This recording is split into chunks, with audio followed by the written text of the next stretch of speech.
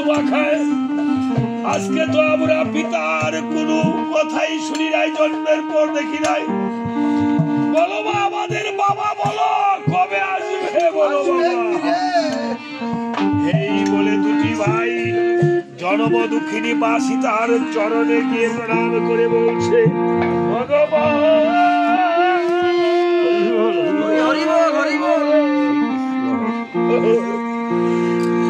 গো,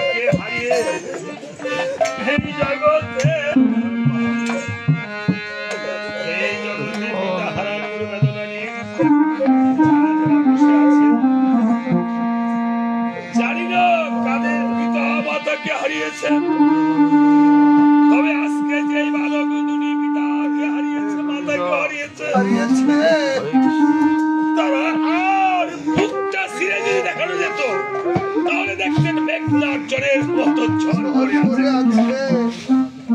এই বালক দুটিকে আশীর্বাদ করবেন, তারা যেন মহারাজের কথা শুনতে পারে।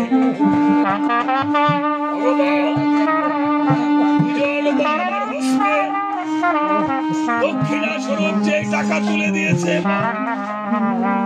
আমি জানি না তাদের কি মনোবাঞ্ছা, তবে ভগবানের কাছে আমি এই হৃদয় দিয়ে ভগবানের কাছে প্রার্থনা করছি যেন তাদের মনোবাঞ্ছা পূর্ণ হয়, যেন তাদের শাখা সিদ্ধ পূর্ণ হয়। তাদের জন্য এবং সকল ভক্তদের জন্য একটু হরে রাম বলে একটু আশীর্বাদ। হরে রাম হরে রাম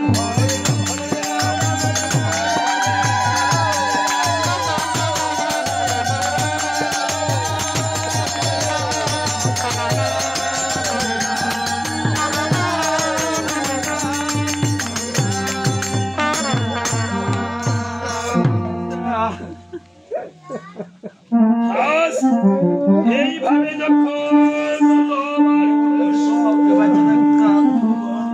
মাকে বাবার কথা জিজ্ঞাসা করেছে, সীতা দেবী বলছে, ওরে বাবা রে, সাথে করেছিল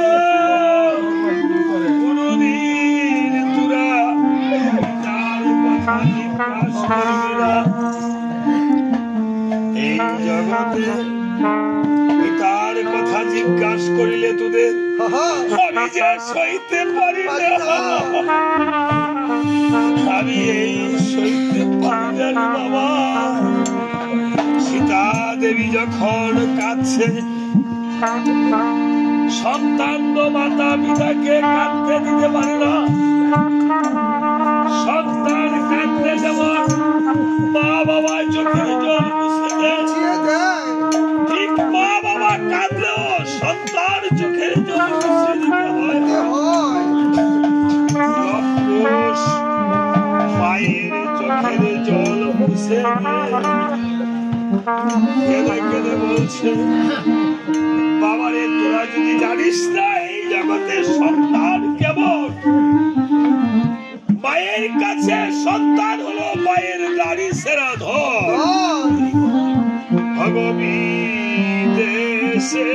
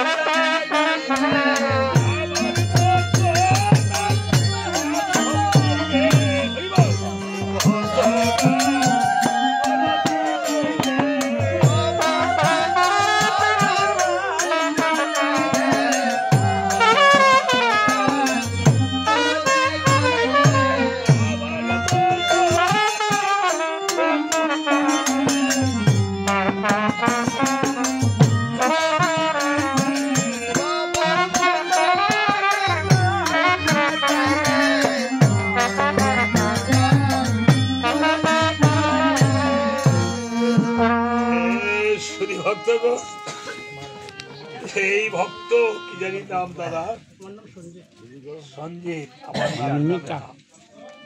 আমার জন্মান্তরের ভাই, যারা পূর্ব জন্মে ভাই ভাই থাকে তারা এই জন্মে এসে নামে নামে